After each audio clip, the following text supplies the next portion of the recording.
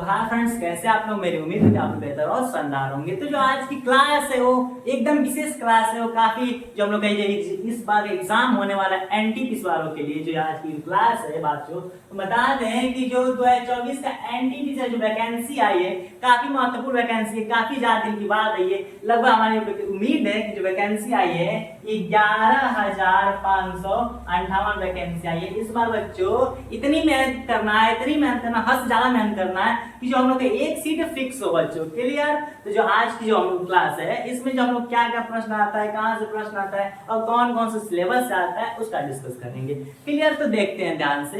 तो मैं बता दूं आप लोगों को कि इस बार जो टोटल वैकेंसी है, क्या बाबू, जो टोटल वैकेंसी आई है 11,558 आई है। क्लियर? और इसमें जहां तक बच्चे अभी तक हम अप्लाई कर रहे हैं, जहां तक फिक्स नहीं किया गया कहां तक भरेंगे। और जो बात बता दें आप लोगों को कि इस समय जो हम लोग का है लगभग प्रश्न आते हैं रीजनिंग का सिलेबस से आता है। किसका आता है बाबू? रीजनिंग के सिलेबस से आता है, फिर मैथ से भी आता है और साथ साथ बता दे और जीएस आता है। बस क्लियर? तीन पार्ट होते हैं। क्या बाबू? तीन पार्ट होते हैं, मैथ से आते हैं, रीजनिंग से और जीएस।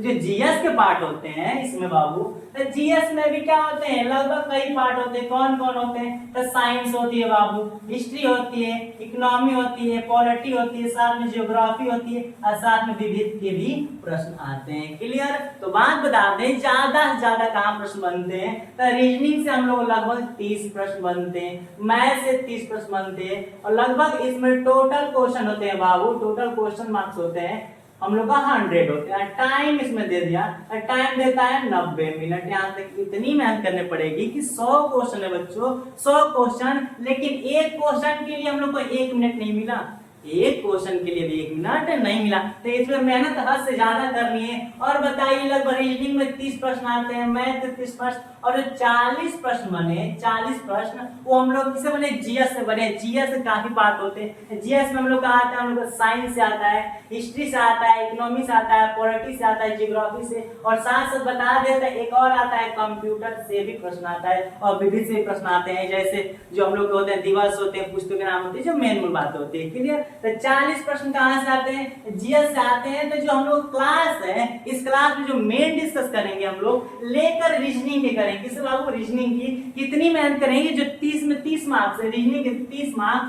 30 बाई 30 में कहीं नहीं जाए, इतनी मेहनत करना है, इतना डीपली पढ़ेंगे, इजी तरीका से एकदम कंटेंट बेस करके साथ में प्रीवियस ईयर का स्टडी करके पढ़ेंगे हम लोग। तो जो रीजनिंग के 30 में 30 मार्क्स हैं ये हम लोग को कहीं नहीं जाए। तो उम्मीद है कि आप मेरे साथ बने रहेंगे। ठीक? और बता दें कि इसमें एक कंडीशन होती है। क्या होती है बाबू? एक कंडीशन ये होती है कि जब आप प्रश्न गलत करें, क्या करेंगे बाबू?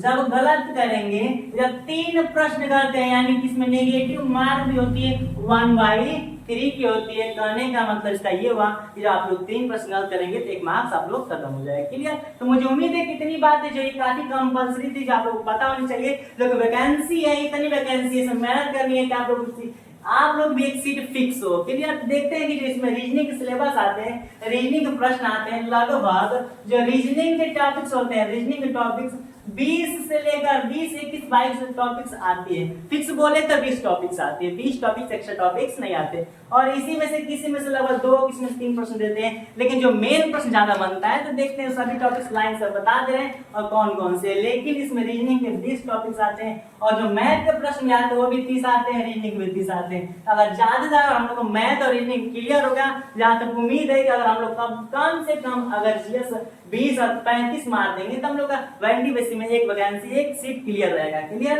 तो मुझे उम्मीद है कि इतना आप लोग समझ में आ गया। तो अब हम लोग क्या देखते हैं बाबू? अब हम लोग देखते हैं कौन कौन से टॉपिक्स आते हैं। क्लियर? तो हम लोग देख रहे हैं, क्या देख रहे हैं बाबू, कि जितने टॉपिक्स देते हैं, क्योंकि बता दे जो एग्जाम होता है एनटीपीसी का जो फर्स्ट स्टेज का होता है, क्या बाबू? फर्स्ट स्टेज में भी जो होता है इसमें पूछता है और सेकंड स्टेज में भी क्या पूछता है? रीजनिंग पूछता है। तो जो हम लोग का इस बार सिलेबस लिखे हैं इसमें क्या है? फर्स्ट स्टेज का ही है। क्लियर? तो कितने टॉपिक्स है बाबू? तो देख रहे हैं कितने टॉपिक्स दिया है, यानी कि 20 टॉपिक से ही प्रश्न आते हैं। यानी कि रीजनिंग में 30 प्रश्न आते हैं, केवल 30 ही आते हैं। और जो 30 प्रश्न किसमें आते हैं बाबू? तो 20 टॉपिक्स में आते हैं। जो 12 टॉपिक्स हैं एनालॉजी सादृश्यता से आता है। दूसरा किससे आता है बाबू, क्लासिफिकेशन वर्गीकरण से भी प्रश्न आता है। काफी मतलब ज्यादा हार्ड में तो इजी क्वेश्चन देते हैं, बस उसमें जो मेंटली उपयोग करना पड़ता है, जो माइंड यूज करना, दिमाग यूज करना पड़ता है। भाई सीरीज से भी आता है, श्रृंखला से भी आता है, फिर कोडिंग डिकोडिंग से भी प्रश्न आता है, अंग्रेजी वर्ड मानना मैंने, इंग्लिश अल्फाबेट से भी प्रश्न आता है, जंबलिंग से भी प्रश्न आता है। जंबलिंग काफी इजी तरीके से बताएंगे इसको, एकदम जितने टॉपिक्स हैं, इतने जितने टॉपिक्स दिखाई दे रहे हैं एकदम इजी तरीका, और खुद के खुद कंटेंट से एक भी क्वेश्चन कॉपीराइट पेस्ट नहीं मिला है, सब कंटेंट खुद तैयार करना, प्रीवियस ईयर से पढ़ाया जाएगा। क्लियर, एकदम इजी तरीके से, ताकि एक भी प्रश्न बाहर ना जाए। और मैथमेटिक्स के ऑपरेशन पढ़ेंगे, गणितीय संक्रियाएं, गणितीय तर्क शक्ति भी पढ़ना हम लोग को, और डायरेक्शन सेंस टेस्ट है इसका भी पढ़ेंगे, दिशा ज्ञान परीक्षण से प्रश्न आता है इसमें, काफी दफा 2-3 प्रश्न आता है। और ब्लड रिलेशन होते हैं, खून संबंध बोल रक्त संबंध, यहाँ से प्रश्न आते हैं। और शब्दों का तार्किक क्रम भी पढ़ेंगे, ये भी क्वेश्चन काफी मतलब टॉपिक काफी बेहतर टॉपिक है। और जो लुप्त पदों का भरना है, इससे तो प्रश्न कहीं जाना ही नहीं, कंफर्म है, फिक्स है, किसी एक प्रश्न आना ही आना है।